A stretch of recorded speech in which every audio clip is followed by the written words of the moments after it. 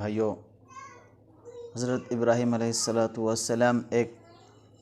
ایسے اولو العزم پیغمبروں میں سے ایک ہے جن کے بارے میں اللہ رب العزت قرآن کریم کے 35 سورتوں میں 68 آیاتوں میں حضرت ابراہیم علیہ السلام کی ذکر کی ہے۔ یہ ایک ایسے عظیم الشان پیغمبر تھے حضرت ابراہیم علیہ السلام، جن کے بارے میں عیسائیت بھی ان کو اپنا مانتے تھے، یہودی بھی ان کو اپنا مانتے تھے، سب ان کو اپنا ہی سمجھتے تھے، اور کوئی بھی حضرت ابراہیم علیہ السلام کا انکار نہیں کرتے تھے۔ ان کا ایک لقب یہ بھی دیا گیا ہے کہ ابو الانبیاء کہا گیا ہے، کیونکہ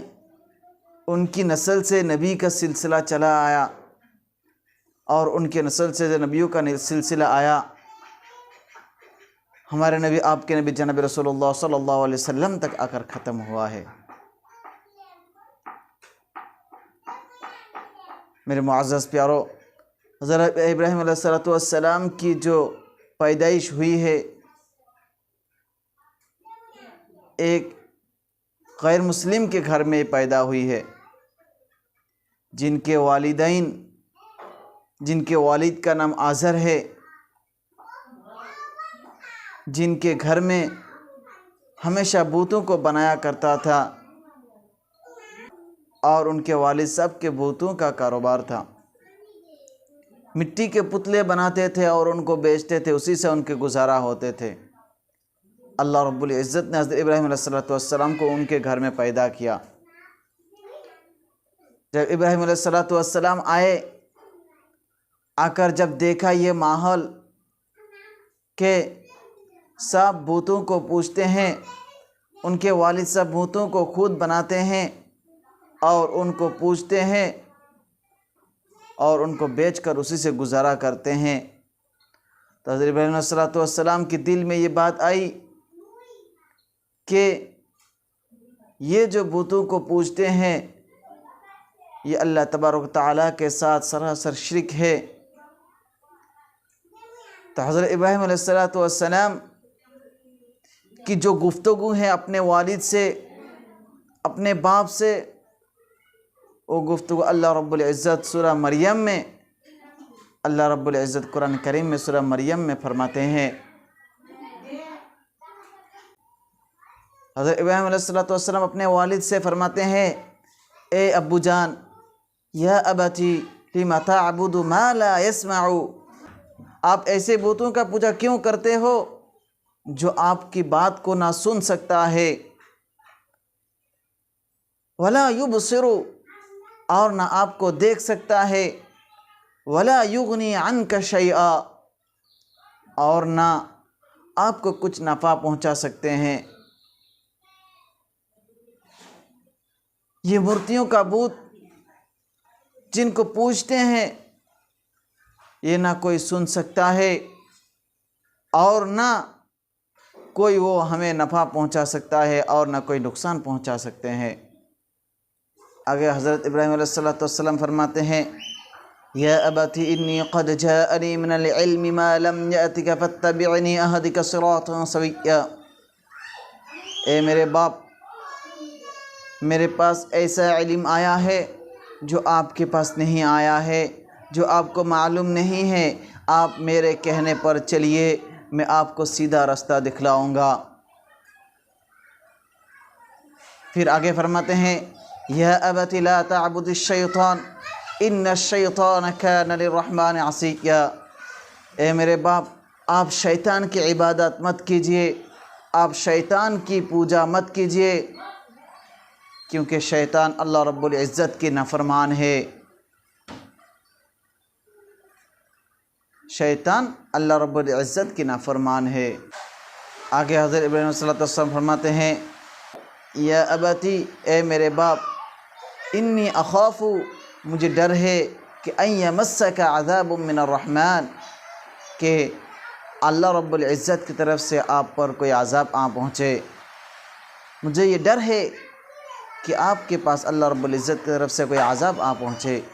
کیونکہ آپ دوسروں کی عبادت کر رہے ہیں۔ میرے معزز پیارو، جب حضرت ابراہیم علیہ السلام نے یہ بات ان کے سامنے صاف صاف الفاظ میں کہہ دیا، بتوں سے انکار کر دیا، ان کے معبودوں سے انکار کر دیا، جب یہ بات ان کے سامنے رکھ دیا، چاہیے تھا کہ ان کے باپ والد ٹھنڈے دماغ سے سوچتے اور اس بات پر، اپنے بیٹے کے بات پر غور کرتے، لیکن نہیں، اس کے باپ نے یہ کہہ دیا، قال اراغب انت عن آلہتی یا ابراہیم لئن لم تنتہ لارجمنک وہجرنی ملیا، کہ ابراہیم میں تمہیں دیکھ رہا ہوں کہ تم ہمارے بتوں سے انکار کر رہے ہو، تم ہمارے بتوں کو نہیں مانتے ہو۔ اگر تم ہمارے بتوں کو نہیں مانتے ہو تو ہم تمہیں سنسار کر دیں گے، تمہیں سنسار کر دیں گے، تمہیں مار دیں گے۔ جب ان کے باپ یہ بات کہے اور کہنے لگے کہ تم ہمارے ساتھ نہیں رہ سکتے، تو حضرت ابراہیم علیہ السلام کے اسی حالت میں ان کے ساتھ رہنا مناسب نہیں تھا۔ لہذا حضرت ابراہیم علیہ السلام نے قوم سے ایک خطاب کیا، قوم کے سامنے اپنے بات کو رکھا، اللہ رب العزت کے وحدانیت کی بات کو رکھا اور کہا، اے لوگو، دیکھو، تم لوگ جس کو پوجتے ہو، تم لوگ جس کی عبادت کرتے ہو، یہ نہ تمہیں کچھ نفع پہنچا سکتا ہے اور نہ ہی تمہیں کوئی نقصان پہنچا سکتا ہے،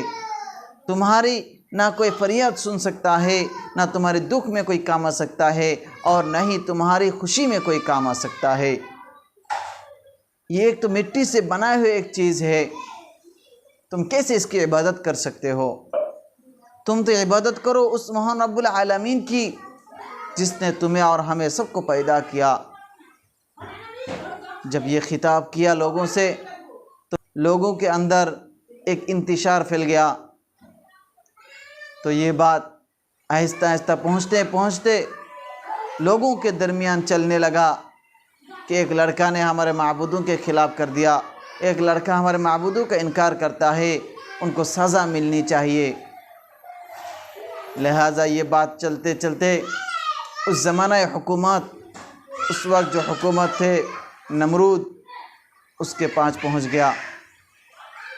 جب نمرود کے پاس پہنچ گئی یہ بات،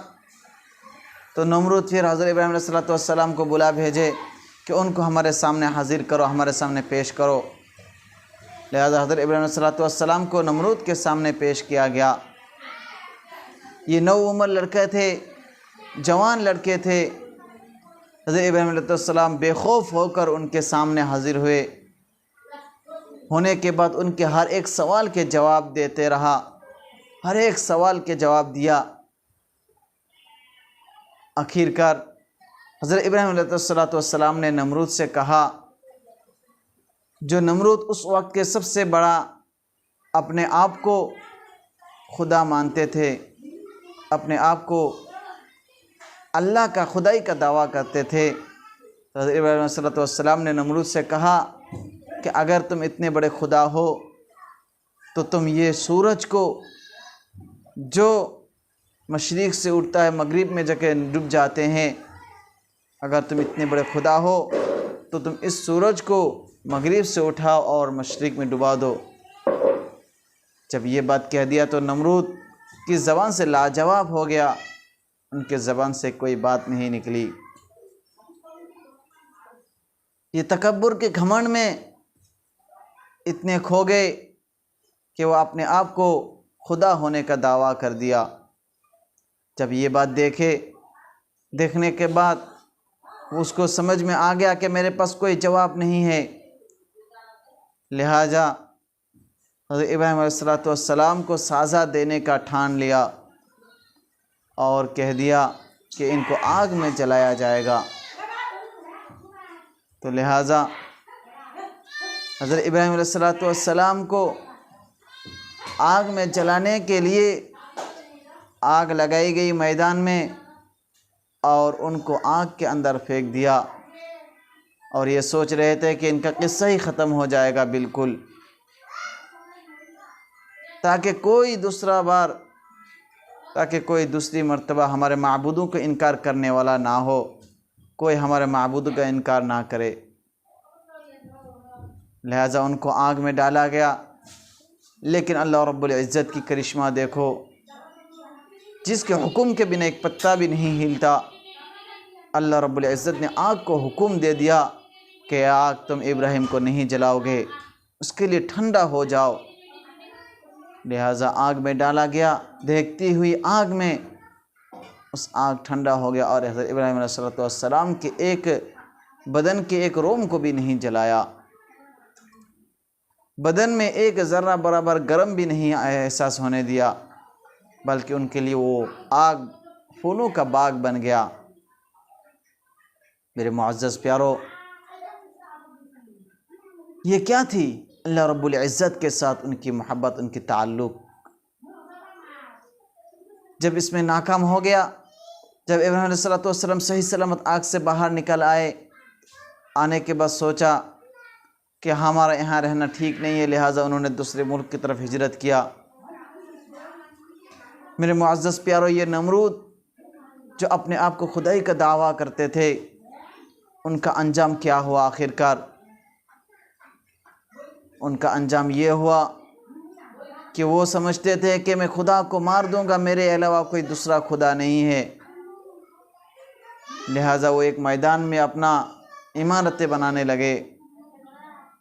اللہ رب العزت کا یہ کرشمہ ہوا، اور ایک مچھر نے نمرود کے ناک کے اندر سے دماغ میں جا گھسا۔ گھسنے کے بعد نمرود کے جب اس دماغ کو وہ چاٹتا تھا تو وہ نمرود اپنے سروں کو دیواروں پر مارتا تھا اور یہ کہتا تھا کاش کہ مجھے موت آ جاتے، کیونکہ یہ جو اس کی تکلیف ہوتی تھی یہ موت سے بھی بدتر ہوتا تھا۔ میرے معزز پیارو، 400 سال تک اسی طرح اس تکلیف میں وہ رہا، 400 سال تک وہ مچھر اس کے دماغ کو چاٹتا رہا۔ اس طرح اس کا انجام ہوا۔ جو کوئی بھی اللہ رب العزت کے خلاف جائے گا، اس کو اللہ رب العزت دنیا میں بھی ذلیل کرتے ہیں اور آخرت میں بھی ذلیل کرتے ہیں۔